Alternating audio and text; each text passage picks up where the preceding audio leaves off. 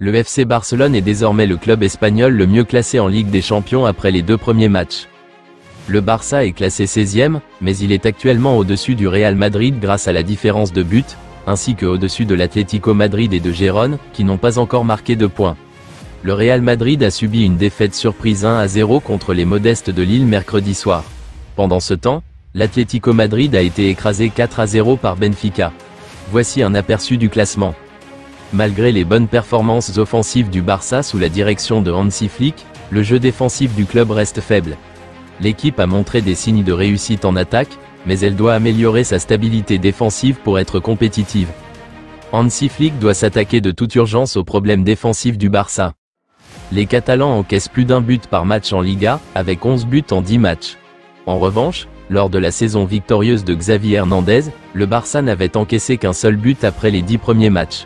Ce manque de solidité défensive pourrait leur coûter de précieux points au fil de la saison. Flick doit s'assurer que ses joueurs se renforcent en défense et travaillent de manière cohérente en tant qu'unité. Le prochain adversaire du FC Barcelone en Ligue des Champions est le Bayern Munich. Les Blaugrana les affronteront après la trêve internationale en octobre. Le Bayern a perdu son match contre Aston Villa mercredi 1-0, mais son bilan contre Barcelone est tout simplement remarquable. En fait, le Barça n'a évité la défaite lors d'aucun de ses 5 derniers matchs contre le Bayern. Le Barça espère mettre fin à cette série de résultats terribles contre le Bayern. Le Classico entre le Real Madrid et le FC Barcelone aura lieu à la fin du mois d'octobre en Liga. Un choc sans équivaut dans le championnat espagnol. Le Barça actuel leader aura à cœur de s'imposer face à son plus sérieux concurrent, le Real. Cela promet un match et un spectacle sensationnel lorsque l'on connaît tous les joueurs qui devraient être présents pour l'occasion. Et un mois plus tard, plus précisément le 28 novembre prochain, un nouveau Classico aura lieu. Cela vient d'être annoncé. Un match opposant les légendes du FC Barcelone à celles du Real Madrid aura lieu le 28 novembre prochain au Khalifa Stadium au Qatar. Pour l'heure, les participants n'ont pas encore été dévoilés, mais cela ne saurait tarder. Albert Ferrer sera à la tête de l'équipe des Blaugrana. Il s'agira de la 3e confrontation entre les deux équipes. De quoi rappeler d'excellents souvenirs aux plus nostalgiques du football tant cette affiche aura marqué des générations. Hansi Flick et le staff technique du FC Barcelone ont détaillé un plan pour Frenkie de Jong pendant la trêve internationale. Le milieu de terrain devrait revenir à l'action dimanche contre le Deportivo Alavés, et il profitera de la trêve internationale à venir pour se remettre en forme. De Jong a été exclu de l'équipe des Pays-Bas pour la Ligue des Nations, comme l'a confirmé l'entraîneur Ronald Koeman. Il n'a pas été inclus dans la liste de présélection, ce qui lui permet de se concentrer uniquement sur sa récupération. Pendant la trêve, De Jong suivra un programme d'entraînement personnalisé. Ce plan est conçu pour s'assurer qu'il soit en pleine forme lorsque le football de club reprendra la semaine prochaine. Le président du FC Barcelone, Joan Laporta, a exprimé sa satisfaction quant à la performance de Hansi Flick. Flick va très bien, il ne cherche pas d'excuses. Il fait un travail extraordinaire.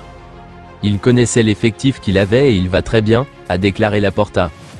Laporta a également félicité les joueurs pour avoir compris la tactique de Flick. Les joueurs comprennent très bien l'idée de jeu que Hansi Flick leur propose, a-t-il ajouté. Deco était convaincu que le style de jeu de Flick réussirait, et Laporta pense que cette confiance a porté ses fruits. En parlant de la prochaine assemblée générale ordinaire du club, Laporta a déclaré « Nous pensons que l'assemblée, étant à distance, sera plus participative et nous pensons que ce sera mieux ainsi. » Laporta a souligné que le format à distance est particulièrement adapté compte tenu de l'état actuel des installations du club. Vu la forme dans laquelle se trouvent actuellement les installations du club, c'est la meilleure option, a-t-il conclu. Joan Laporta a déclaré qu'il ferait tout son possible pour remporter la Ligue des Champions cette saison. C'est ce qu'a déclaré le magazine Sport, lors d'une conversation au cours de laquelle un supporter a exprimé son espoir de voir de nouvelles recrues faire leur apparition. Lorsqu'on lui a demandé si le FC Barcelone allait remporter la Ligue des Champions, Laporta a répondu « Nous ferons tout notre possible ». Il a souligné la nécessité pour l'équipe de maintenir sa dynamique actuelle. Maintenant, ce que nous devons faire, c'est continuer comme ça, petit à petit. Nous faisons les choses bien et il y a une bonne ambiance dans le club et dans le vestiaire. Laporta a également exprimé sa confiance dans la gestion de Hansi Flick. Nous sommes tous amoureux de Flick. Il est encore en train de s'adapter, mais il étudie le Barça depuis longtemps et il y a beaucoup de choses qui ne sont pas nouvelles pour lui, a-t-il noté. Il a apprécié le style de conférence de presse de Flick, ajoutant « J'aime beaucoup la façon dont il dirige les conférences de presse. Cette façon de parler anglais et allemand lui va bien, en riant.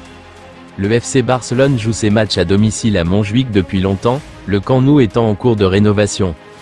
Le changement temporaire de stade a entraîné une baisse des revenus annuels du club de plus de 100 millions d'euros, les Catalans ont donc hâte de retourner au Camp Nou le plus rapidement possible. Le club prévoyait d'ouvrir le stade rénové d'ici la fin de 2024. Au départ, les Blaugrana avaient promis d'accueillir à nouveau les supporters au Camp Nou en novembre, mais la date a ensuite été reportée à décembre. Selon Relevo, la rénovation du stade a pris du retard, le Barça devrait à nouveau jouer dans le stade rénové à domicile fin janvier ou début février 2025. Les travaux sur le chantier battent leur plein. Voici à quoi ressemblait le Camp Nou le 1er octobre. Dans un avenir proche, le Camp Nou ne sera que partiellement ouvert, la capacité sera limitée à 60% du nombre total de sièges. Le club a prévu que les travaux de rénovation de l'arène soient terminés en 2026. Le Camp Nou rénové sera difficile à reconnaître. L'arène sera équipée de technologies de pointe, le Barça a promis de construire le plus grand toit d'Europe au-dessus du stade. 3 écrans modernes apparaîtront au-dessus du terrain et les invités pourront visiter des bars et des zones VIP. Pensez-vous que Barcelone pourra ouvrir partiellement le Camp Nou d'ici fin 2024? Donnez votre avis dans la zone de commentaires.